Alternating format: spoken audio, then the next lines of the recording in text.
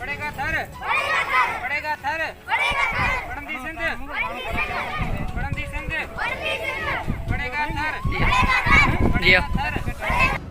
अस्सलाम वालेकुम। अवां ॾिसी रहिया आहियो थर जो ऐलान। थर पार्कर खां ख़बर शामिल कंदासीं। यंग सोशल रिफॉर्मर्स थर पार्कर ऐं थर एजुकेशन अलायंस जे सहकार सां सेंट जून्स रोटरी क्लब मिठी पारां थर पार्कर में पढ़ंदी त वधंदी सिंध जे उनवान सां थर पार्कर में तइलीमी जागरता मुहिम जो आगाज़ पढ़ेगा तो बढ़ेगा थर जी सरे सां शुरू थियल तइलीमी जागरता मुहिम जे सिलसिले में थर पार्कर जे ॾोरांहें इलाइक़नि ॻोठनि में रैलियूं सेमिनार ऐं जागरता गॾिजाणियूं।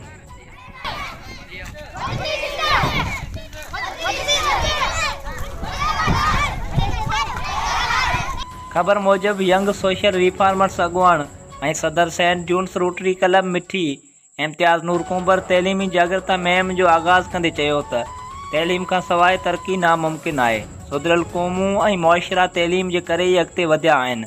अॻुवाणनि जो चवणु हुयो त असां चाहियूं था त स्कूल में दाख़िला जी उमिरि जा ॿार जेके अञा ताईं दाख़िल न थी सघिया आहिनि उन्हनि खे स्कूलनि में दाख़िला कराइजे ऐं स्कूलनि खां ॿाहिरि जेके मुख़्तलिफ़ सबबनि जे करे ॿार तइलीम जारी न रखी सघिया आहिनि उन्हनि सभिनी ड्रॉप आउट ॿारनि जी स्कूलनि में वापसी खे यकीनी बणाइजे। उन लाइ जीअं त अगस्त जो महीनो नई तइलीमी साल जो आगाज़ ऐं दाख़िला जो महीनो आहे असां उन महीने में मुख़्तलिफ़ मौक़नि ते सुजागी मुहिम जे सिलसिले में रैलियूं ऐं सेमिनार मुनक़द करे थर पार्कर जे माण्हुनि खे आगाही ॾिनी आहे। हाणे जीअं त अगस्त ख़तमु थियण वारो आहे त मेगा वॉक्स ऐं सेमिनार करे थर पार्कर जे समूरनि स्कूलनि खां ॿाहिरि रहियल ॿारनि जी स्कूलनि में दाख़िला लाइ जदोजहद करे रहिया आहियूं। तइलीमी जागरता मुहिम रैली ऐं सेमिनार खे यंग सोशल रिफॉर्मर्स थर पार्कर थर एजुकेशन अलायंस ऐं सेंट जून्स रोटरी क्लब मिठी जे अॻुवाणनि मंज़ूर गज्जू, रईस अहमद समेजो, ख़ालिद हुसैन समेजो, मुमताज़ नूर कुंबर, इनायत यूसुफ़ानी, एजाज़ नूर ऐं ॿियनि पिणु ख़िताब कयो। अॻुवाणनि जो चवणु हुयो त असांजे माण्हुनि खे पंहिंजे इलाइक़े जी तइलीमी इदारनि जी मालिकी करणु घुरिजे।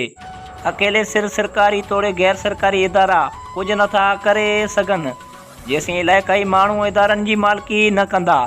यंग सोशल रिफॉर्मर्स एजुकेशनल ऐं प्रोफेशनल फाउंडेशन जी टीम चयो त असां मुस्तक़बिल में थर पार्कर में तइलीमी बहितरी लाइ मुख़्तलिफ़ प्रोग्राम पिणु शुरू करे रहिया आहियूं जंहिं सां स्कूल खां ॿाहिरि ॿारनि जो लाड़ो स्कूल ॾांहुं वधाइण लाइ स्कूलनि में निसाबी सरगर्मियुनि सां गॾोगॾु गैर निसाबी सरगर्मियुनि ऐं उस्तादनि जी तरबियत ते पिणु फोकस कयो वेंदो।